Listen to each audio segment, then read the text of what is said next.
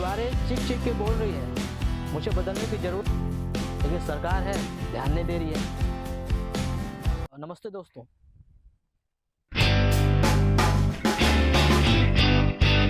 आप लोगों को तो ये पता ही होगा कि झारखंड जो है खनिज संपदा से भरपूर राज्य है, लेकिन इसके बावजूद भी ये पिछड़ा राज्य की गिनती में आता है। यहाँ के लोग गरीब हैं।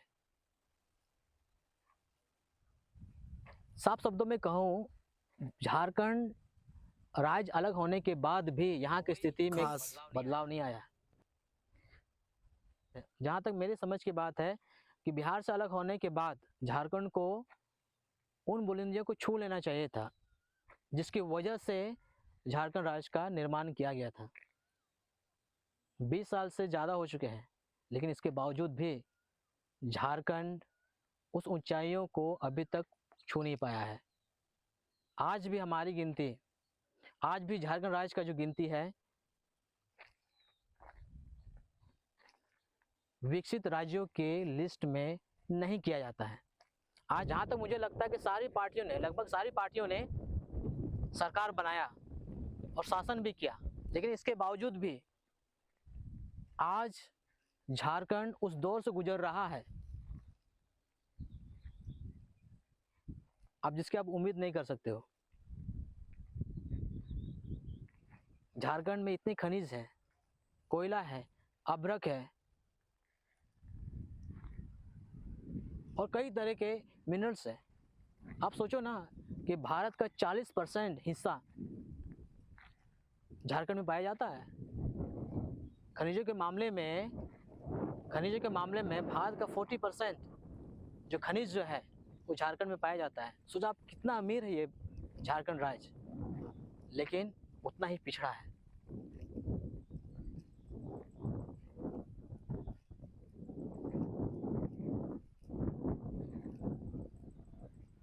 अब ज़्यादातर हिस्से में जाओ, झारखंड के गांव में आप जाइए,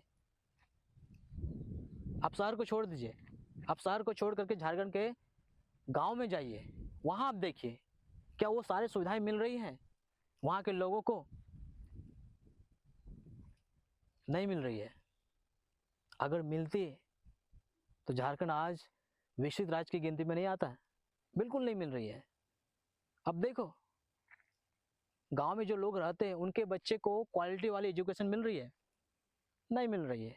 अब गांव जाके देखो, क्या उनके बच्चों को क्वालिटी वाली एजुकेशन मिल रही है? नहीं मिल रही है।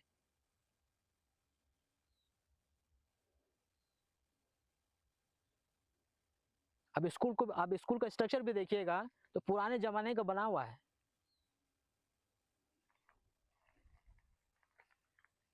दीवारें चीख चीख के बोल रही है, मुझे बदलने की जरूरत है, मुझे बदलने की जरूरत है, लेकिन सरकार है ध्यान नहीं दे रही है। हर पार्टियों ने शासन किया है, हर पार्टियों ने शासन किया है,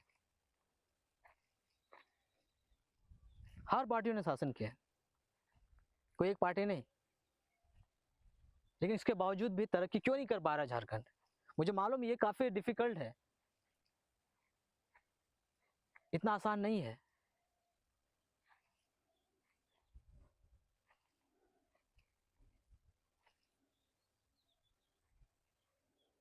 गांव में जो स्कूल्स हैं,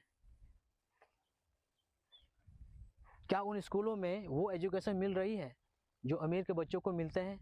जो स्कूल्स हैं, क्या वहाँ पर उच्च क्वालिटी का एजुकेशन मिल रही है? क्या वहाँ पर वो माहौल है जो एक शिक्षा का माहौल होना चाहिए? और आपको तो पता है देश के सरकारी स्कूलों का स्थिति, ये किसी से छुपा हुआ नहीं है।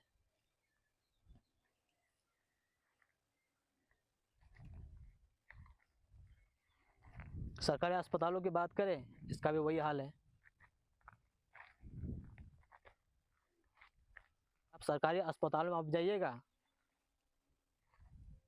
तो आपको सफाई की कमी मिलेगी, आपको डॉक्टर्स सही समय पे नहीं मिलेंगे, सभी दवाइयाँ आपको नहीं मिलेगी, और इमरजेंसी केस में तुम सारे डॉक्टर्स, जो वहाँ का जो जो स्वास्थ्य का सिस्टम है, जो हेल्थ सिस्टम है, वो सरेंडर हो जाता है। इमरजेंसी केसों में आप देखिएगा, जो गांव में या जो छोटे छोटे शहरें हैं, इमरजेंसी केसों में पूरा सिस्टम सरेंडर हो जाता है। वो सीधे रेफ़र कर देते हैं, जाओ इसे लेके जाओ, क्योंकि यहाँ पर वो सारी सुविधाएं नहीं है।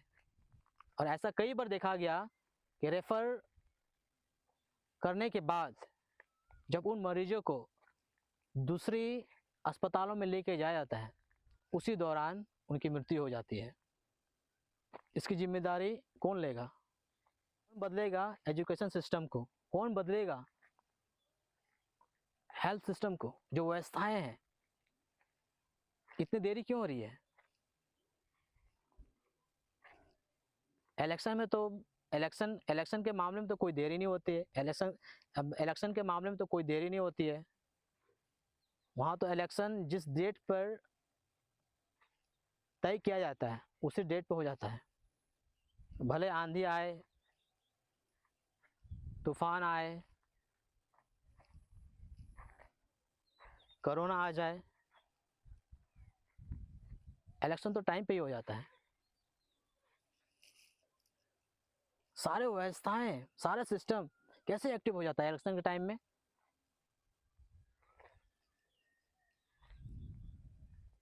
लेकिन बात जब युवाओं की आती है, लेकिन बात जब युवाओं की आती है, उनके फ्यूचर की आती है, तो वैकेंसी सही समय पर निकलेगा नहीं। अगर वैकेंसी निकल गया